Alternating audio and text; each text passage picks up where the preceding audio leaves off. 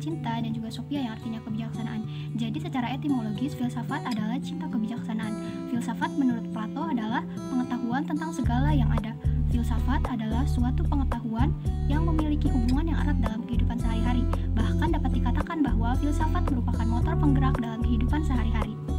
Nah, setelah mengetahui apa itu filsafat, maka kita harus mengetahui juga apa itu ilmu. Menurut Australian Academy of Science, ilmu adalah kumpulan pengetahuan yang telah teruji kebenarannya dan disusun secara sistematis berdasarkan dengan metode ilmiah. Nah, setelah mengetahui apa itu filsafat dan ilmu, maka bisa diambil kesimpulan. Filsafat ilmu merupakan bagian dari filsafat yang secara spesifik mengkaji hakikat ilmu, atau dengan kata lain, filsafat ilmu merupakan segenap pemikiran reflektif terhadap persoalan-persoalan mengenai segala hal yang menyangkut landasan ilmu maupun hubungan ilmu dengan segala kehidupan manusia. Nah, menurut Cornelius Benjamin, filsafat ilmu adalah studi sistematis sifat ilmu pengetahuan, terutama metode, konsep, dan anggapannya, serta tempatnya dalam skema umum disiplin intelektual. Nah, yang selanjutnya adalah tujuan dan fungsi filsafat ilmu.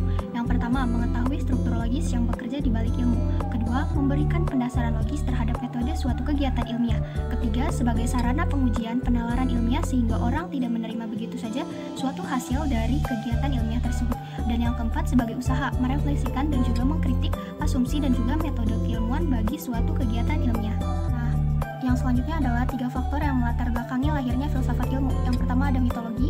Banyaknya mitos yang berkembang di antara masyarakat kuno saat itu menyebabkan orang-orang untuk mencari tahu kebenarannya dan juga berpikir tentang kebenarannya sehingga menghasilkanlah filsafat ilmu. Yang kedua ada kesusastraan Yunani.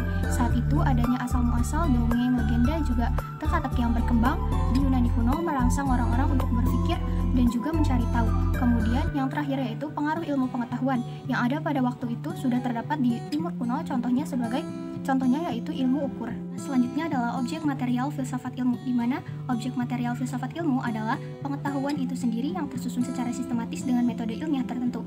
Terdapat 3 pengertian objek material. Yang pertama, segala bentuk pemikiran manusia tentang sesuatu yang ada dan juga mungkin ada. Yang kedua, segala persoalan pokok yang dihadapi manusia saat dia berpikir tentang dirinya dan juga tempatnya di dunia.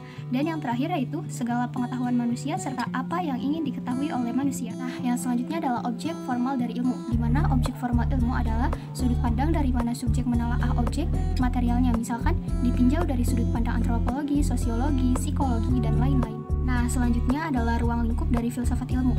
Menurut Cornelius Benjamin, terdapat 4 ruang lingkup filsafat ilmu. Yang pertama, logika ilmu yang berlawanan dengan epistemologi ilmu. Kedua, filsafat ilmu kealaman yang berlawanan dengan filsafat ilmu kemanusiaan. Yang ketiga, filsafat ilmu yang berlawanan dengan telaah masalah filsafat dari suatu ilmu khusus. Dan yang terakhir yaitu filsafat ilmu yang berlawanan dengan sejarah ilmu. Baik, selanjutnya adalah sejarah lahirnya filsafat ilmu. Tonggak awal kalian filsafat ilmu yaitu berasal dari Yunani. Yunani merupakan tonggak lahirnya filsafat ilmu dan juga kiblat dari segala ilmu. Pada abad ke-5 sebelum Masehi, seorang sofis di Yunani menanyakan kemungkinan realitas dan objektivitas ilmu. Lalu seorang sofis bernama Gorgias berpendapat bahwa tidak ada yang benar-benar wujud karena jika sesuatu ada tidak dapat diketahui dan jika ilmu bersifat nisbi tidak dapat dikomunikasikan. Lalu seorang sofis lainnya yang bernama Protagoras berpandangan bahwa tidak ada satu pendapat pun yang dapat dikatakan lebih benar dari yang lain. Karena setiap pendapat adalah hanyalah sebuah penilaian yang berakar dari pengalaman yang dilaluinya. Pendapat pertama lebih menyangkal hadirnya kebenaran yang nisbi, sedangkan pendapat yang kedua sesungguhnya menolak hadirnya kebenaran tunggal. Filsafat ilmu juga mengurai adanya kebenaran tinggi dan plural secara mendasar. Filsafat ilmu semakin kompleks, struktur ilmu pun juga berubah seiring dengan perkembangan masyarakat. Suatu perspektif tertentu dipakai, tidak hanya satu disiplin ilmu. Artinya, bisa jadi beberapa disiplin ilmu memakai objek formal yang sama. Dalam hal ini disebut reunifikasi, karena itu dengan filsafat ilmu, beberapa disiplin ilmu ternyata bisa ulang kembali atau dikelompokkan pada pola pikir epistemologi yang sama. Selanjutnya adalah sejarah perkembangan filsafat ilmu.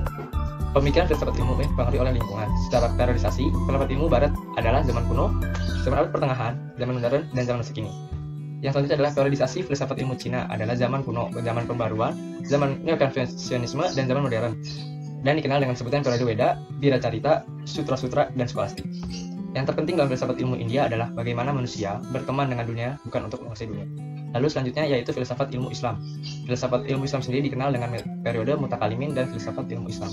Perkembangan ilmu pengetahuan berlangsung secara bertahap dan berkembang berdampingan dengan agama. Sejarah perkembangan ilmu terbagi secara beberapa periode, yakni yang pertama yaitu zaman pra-Yunani kuno atau zaman batu. Pada abad 6 sebelum Masehi muncul lahirnya filsafat sehingga orang-orang mencari jawaban rasional tentang problem dari alam semesta. Yang kedua yaitu zaman Yunani kuno. Pada masa ini orang memiliki kebebasan untuk mengungkapkan ide ide mereka. Yang ketiga adalah masa Helenitis Romawi.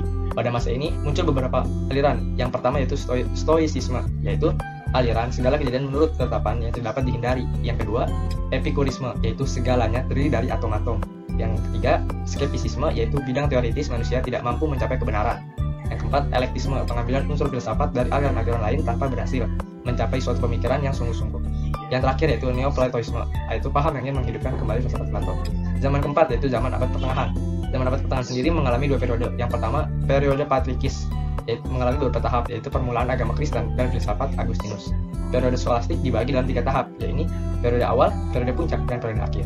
Zaman kelima yaitu zaman Renaissance, adalah zaman peralihan menjadi kebudayaan modern. Yang keenam, zaman modern. Zaman ini ditandai dengan berbagai penemuan ilmiah. Yang ketujuh, zaman kontemporer atau abad 20 dan seterusnya. Perkembangan filsafat ilmu antara ontologi, epistemologi, arkeologi seiring tidak seimbang. Ilmu pengetahuan sendiri terbentuk dengan beberapa tahap dan periode-periode berkembang sebagai berikut. Yang pertama, abad keempat sebelum Masehi. Peninggalan-peninggalan mengenai ilmu pengetahuan mulai ditemukan. Pada abad ini, pergeseran dari persepsi mitos ke persepsi logos atau rasional. Salah satu tokoh yang terkenal di dalam periode ini yaitu Aristoteles. Aristoteles mengatakan sebagai awal dari pergeseran ilmu pengetahuan adalah hal-hal sebagai berikut. Yang pertama yaitu pengenalan.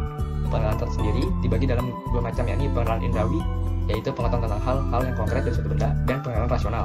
Yang kedua adalah metode. Metode untuk mengembangkan ilmu pengetahuan ada 2, yakni induksi intuitif, yaitu penyusunan hukum yang berasal dari fakta, dan dedukasi atau silogisme, yaitu pengetahuan universal yang menuju ke fakta-fakta yang ada.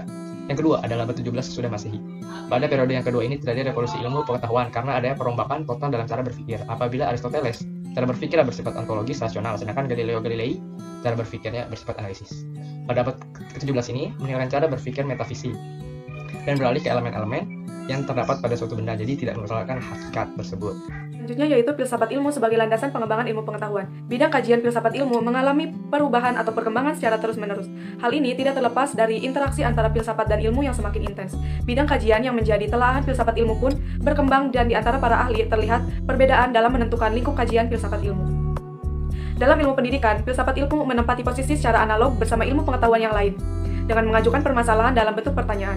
Pada dasarnya, filsafat ilmu sendiri merupakan telaahan yang berkaitan dengan objek yang ditelaah oleh ilmu, atau ontologi. Bagaimana proses pemerolehan ilmu atau epistemologi, dan bagaimana manfaat ilmu atau aksiologi. Oleh karena itu, lingkup telaahan filsafat ilmu adalah yang pertama yaitu ontologi. Ontologi merupakan kajian kefilsafatan yang paling kuno dan berasal dari Yunani. Studi tersebut membahas keberadaan sesuatu yang bersifat konkret. Secara sederhana, ontologi dapat dirumuskan sebagai ilmu yang mempelajari realitas atau kenyataan secara kritis. Aspek ontologi dari ilmu pengetahuan hendaknya disusun secara metodis, yaitu menggunakan cara ilmiah, secara sistematis, secara koheren, atau unsur-unsurnya tidak boleh ada pernyataan yang bertentangan, secara rasional, yaitu berdasarkan pada kaidah, secara komprehensif, yaitu melihat suatu objek tidak hanya dari satu sudut pandang, secara radikal, yaitu diuraikan sampai akar persoalan, dan secara universal, yaitu muatan kebenarannya pada tingkat umum dan berlaku di mana saja. Yang kedua yaitu epistemologi. Epistemologi adalah cara yang digunakan untuk mengkaji atau menelaah sehingga diperolehnya ilmu tersebut. Epistemologi ini membahas mengenai tata cara, teknik, ataupun prosedur untuk mendapatkan ilmu dan keilmuan. Tata cara atau teknik mendapatkan ilmu adalah dengan metode non-ilmiah, metode ilmiah, dan problem solving. Metode non-ilmiah yaitu pengetahuan yang diperoleh dengan cara secara kebetulan, akal sehat, prasangka, dan pengalaman biasa. Metode ilmiah yaitu pengetahuan yang diperoleh dengan cara pendekatan deduktif dan pendekatan induktif. Selanjutnya yaitu metode problem solving. Metode problem solving adalah memecahkan masalah dengan cara mengidentifikasi masalah, merumuskan hipotesis, mengumpulkan data, menganalisis data, menyimpulkan, dan melakukan pengujian hipotesis. Yang ketiga yaitu aksiologi. Aksiologi adalah ilmu yang menyoroti masalah nilai dan kegunaan ilmu pengetahuan. Landasan aksiologi berhubungan dengan penggunaan ilmu dalam rangka memenuhi kebutuhan manusia. Dengan kata lain, apa yang dapat disumbangkan ilmu terhadap pengembangan ilmu itu dalam meningkatkan kualitas hidup manusia. Selanjutnya yaitu induk pertumbuhan filsafat ilmu. Induk pertumbuhan filsafat ilmu berasal dari ilmuwan besar yaitu Plato, filsuf pertama yang mengemukakan epistemologi dalam filsafat ilmu. Filsuf Yunani selanjutnya yang berbicara mengenai epistemologi adalah Aristoteles. Namun terkadang pemikiran Plato dan Aristoteles memang sering ada perbedaan. Topik pemikiran. Pandangan tentang dunia. Menurut Plato ada 2 dunia, yaitu dunia ide dan dunia yang sekarang. Sedangkan menurut Aristoteles yaitu hanya ada satu dunia, yaitu dunia yang sedang dijalani atau dunia yang sekarang. Topik pemikiran kenyataan yang sejati. Menurut Plato ialah ide-ide yang berasal dari dunia ide. Sedangkan menurut Aristoteles yaitu di alam atau sesuatu yang ada di alam yang dapat ditangkap oleh indera. Antara abad 17 hingga abad ke-19, masalah utama yang muncul mengenai pembahasan epistemologi adalah resistensi antara kubu rasionalis dan kubu empiris. Descartes ialah orang yang pertama kali memperkenalkan metode sanksi dalam investigasi terhadap ilmu pengetahuan. Dia juga disebut sebagai bapak filsafat modern. Dia menggunakan metode sanksi dalam menyikapi berbagai fenomena untuk menyerap ilmu pengetahuan. Ilmu pengetahuan seperti dapat diramal, dibuat atau disiapkan terlebih dahulu teorinya, kemudian dibuat hipotesis, dan dijawab sendiri oleh asumsi-asumsi yang kritis. Empirisme pertama kali diperkenalkan oleh filsuf dari Inggris, yaitu Francis Bacon pada awal abad ke-17. Namun, gagasan tersebut dikembangkan oleh John Locke yang memandang seseorang pada waktu lahir seperti tabung tanpa isi. Namun, lingkunganlah dan pengalamanlah yang menjadikannya berisi. Nah, gagasan tersebut mengikuti paham empiris bahwa pengalaman hidup yang membentuk keilmuan seseorang. Dengan demikian, filsafat ilmu telah meletakkan dasar-dasar keilmuan. Apapun wujudnya, filsafat ilmu telah diyakini oleh ilmuwan untuk menjawab keraguan dunia secara proporsional. Baik, selanjutnya yaitu perbedaan filsafat ilmu dengan filsafat lain. Filsafat ilmu merupakan penerusan pengembangan filsafat pengetahuan. Objek dari filsafat ilmu adalah ilmu pengetahuan. Oleh karena itu, setiap saat ilmu itu berubah mengikuti perkembangan zaman dan keadaan tanpa meninggalkan pengetahuan yang lama. Pengetahuan yang lama tersebut akan menjadi pijakan untuk mencari pengetahuan yang baru, dan ilmu pengetahuan yang mencakup segenap bentuk yang kita ketahui seperti filsafat, sosial, seni, dan ilmu sains itu sendiri. Baik ilmu maupun filsafat, keduanya hasil dari sumber yang sama, yaitu akal, budi, rasio manusia. Sedangkan agama bersumberkan dari wahyu Allah. Ilmu pengetahuan mencari kebenaran dengan jalan penyelidikan, pengalaman, dan percobaan sebagai batu loncatan untuk ujian. Filsafat menghampiri kebenaran dengan cara menuangkan akal budi secara radikal dan integral, serta universal, tidak merasa terikat oleh ikatan apapun, kecuali oleh ikatan tangannya sendiri, bernama logika. Sebagaimana disinggung oleh Ansari 1987-173, bahwa filsafat itu ialah rekaman petualangan jiwa dalam kosmos. Manusia mencari dan menemukan kebenaran dengan dana dalam agama, dengan jalan mempertanyakan atau mencari jawaban tentang berbagai masalah asasi atau kepada kitab suci, kodifikasi firman ilahi untuk manusia di atas planet bumi ini. Kebenaran ilmu pengetahuan adalah kebenaran positif, berlaku sampai dengan saat ini. Kebenaran filsafat adalah kebenaran spekulatif, dugaan yang tidak dapat dibuktikan secara empiris, riset, dan eksperimen. Baik kebenaran ilmu maupun kebenaran filsafat, keduanya relatif. Sedangkan kebenaran agama bersifat mutlak atau absolut, karena agama adalah wahyu yang diturunkan oleh Zat yang Maha Benar dan yang Maha Sempurna, yaitu Allah Subhanahu wa Ta'ala. Baik ilmu maupun filsafat, keduanya dimulai dengan sikap sanksi atau tidak percaya, sedangkan agama dimulai dengan sikap percaya dan iman. Terdapat perbedaan yang sangat signifikan antara ketiga aspek tersebut, di mana ilmu dan filsafat bersumber dari akal budi atau rasio manusia, sedangkan agama bersumberkan wahyu dari Tuhan. Ilmu pengetahuan mencari kebenaran dengan cara penyelidikan, pengalaman, dan percobaan. Filsafat menemukan kebenaran atau kebijakan dengan cara penggunaan akal budi atau rasio yang dilakukan secara mendalam, menyeluruh, dan universal. Kebenaran yang diperoleh atau ditemukan oleh filsafat adalah murni hasil pemikiran atau logika manusia dengan cara perenungan berpikir yang mendalam tentang hakikat segala sesuatu, sedangkan agama mengajarkan kebenaran atau memberi jawaban tentang berbagai masalah asasi melalui wahyu atau kitab suci yang berupa firman Tuhan. Kebenaran yang diperoleh melalui ilmu pengetahuan dengan cara penyelidikan tersebut adalah kebenaran yang positif, yaitu kebenaran yang masih berlaku sampai dengan ditemukan kebenaran atau teori yang lebih kuat, dalilnya atau alasannya.